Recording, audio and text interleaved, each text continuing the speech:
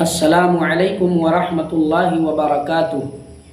محترم ناظرین و سامعین، آج میری گفتگو کا عنوان ہے حاجی امداد اللہ مہاجر مکی رحمۃ اللہ علیہ کے کارنامے۔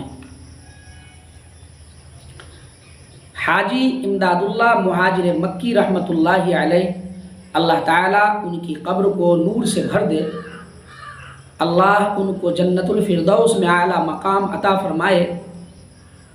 ایک طرف یہ اللہ کے ولی تھے، تصوف میں ڈوبے ہوئے تھے، پیر طریقت تھے اور علماء دیوبند کے سرخیل تھے۔ علماء دیوبند جتنے بھی بڑے بڑے اکابر تھے سب ان سے بیعت تھے۔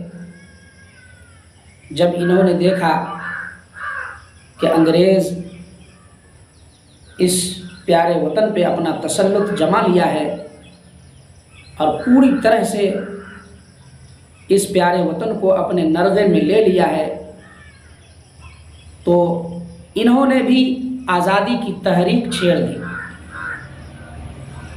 اور جتنے بھی ان کے مرید تھے، ان سے جڑے ہوئے تھے، جو لوگ ان سے اصلاحی تعلق قائم کیے ہوئے تھے، ان تمام کو انہوں نے کہا کہ اب چین اور سکون سے بیٹھے رہنے سے نہیں ہوگا، صرف اور صرف سوچنے سے نہیں ہوگا بلکہ قدم اٹھانا ہوگا۔ چنانچہ ان کا اثر پورے ہندوستان میں تھا۔ یہ با اثر شخصیت اور با اثر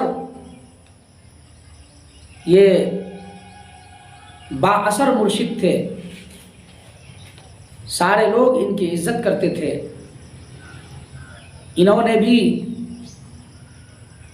میٹنگیں کی، لوگوں کو جگایا، لوگوں میں ولولہ انگیز تقریریں کی اور کہا، لوگوں اس طرح چین سکون سے سوئے رہو گے تو پھر یہ وطن کیسے آزاد ہوگا؟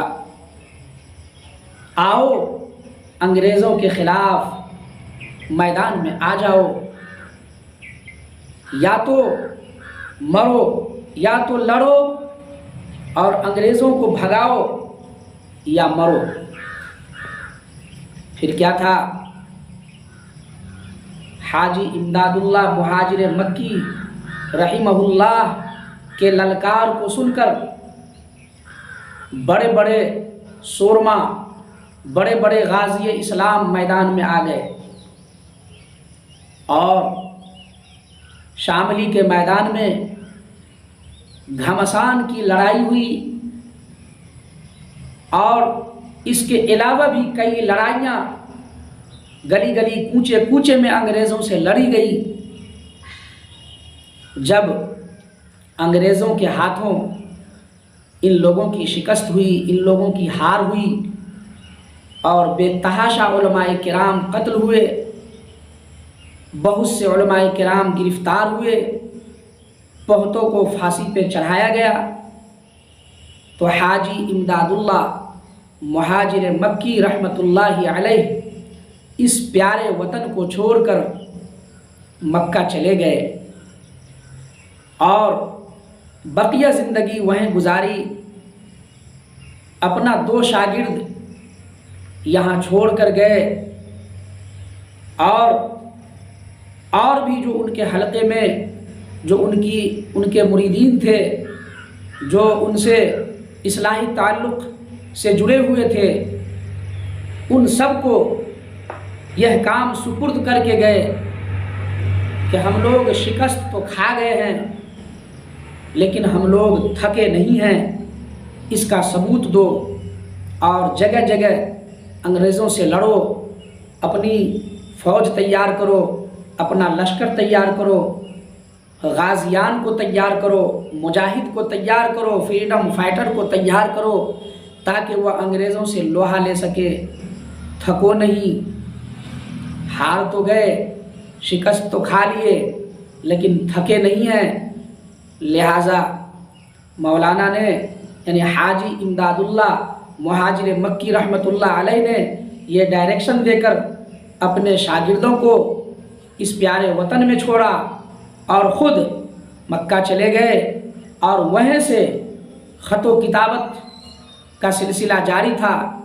خط سے ہر چیز کی خبر لیتے تھے، اور آپ مکہ میں بیٹھ کر دعا بھی کرتے تھے۔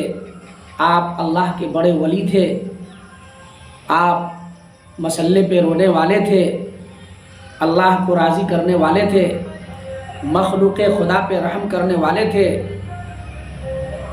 آپ کے بے شمار شاگرد اس دنیا میں ہوئے اور ان کے نقش قدم پہ چلے۔ اللہ تعالی ہم سب کو بھی ان کے نقش قدم پہ چلنے والا بنائے، آمین یا رب العالمین، وما علینا الا البلاغ۔